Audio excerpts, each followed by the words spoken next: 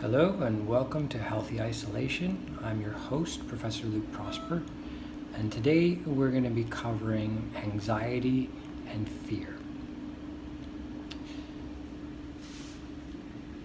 One of the things about coming into isolation is the fact that you don't know how things are going to turn out, right? Nobody can tell you. The doctor doesn't know.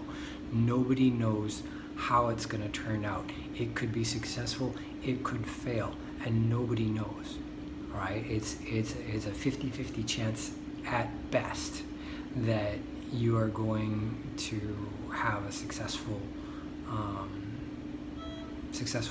transplant, and so it's outside of your control, and that creates a huge anxiety that we try, as human beings, we try to reduce anxiety or reduce uncertainty, to make it so if I do this, then this is going to be the result. We like that. But in this case, we don't have it.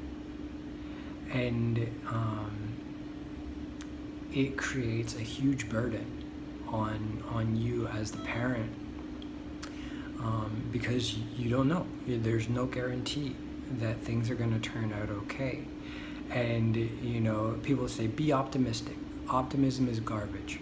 All right, optimism is not going to help you in here because it's not strong enough to hold up against the anxiety of what might happen. And so when you are dealing with anxiety and you're dealing with fear, optimism isn't going to help you. Okay? What I've learned is that there's a difference between optimism and joy. Optimism is saying, yeah, bad things are happening, but look on the bright side. All right? If somebody tells you that while you're in here, I can guarantee your emotion is that you will want to punch them in the face. All right? Joy is not like that. Joy is something that says, I see all of the bad things, and I accept that things might not get better, but I can still choose to see good things too. I can still choose to control my emotions and to face each day with a smile. Not because I'm happy, all right, but because I make a choice. And for me, this has been one of the biggest secrets. This is a life-changing thing for me because I've lived most of my life without joy. I've lived most of my life now happy. Yeah, everybody's happy if you get a lot of money, or if somebody gives you a present, or if somebody says something nice about you, that makes you happy. But joy isn't like that. Joy is a choice. And you can face your day with fear, or you can face your day with joy. It is up to you. And sometimes it's a little bit of both, to be quite honest. All right? Some days it's harder than others. Another thing that has really helped me in dealing with fear and anxiety is accepting possibilities, but dealing with realities. All right? See, the problem with anxiety is that it creates 100 million possible futures that probably won't happen. All right? It creates a system in which we're always looking for what is good to turn bad. And it destroys the good.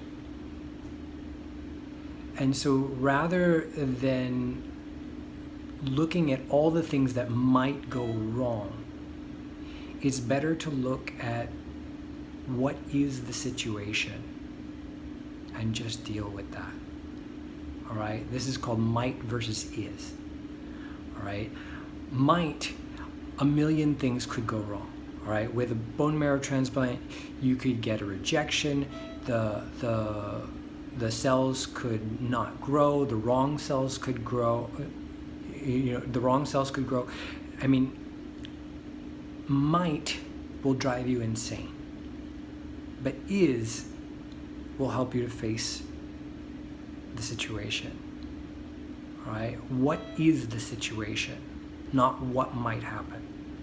And if you can focus on what the situation is rather than focus on what might go wrong, it will really, really help you to deal with your anxiety.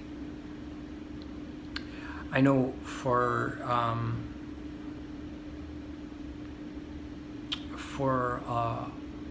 a lot of parents, especially Chinese parents,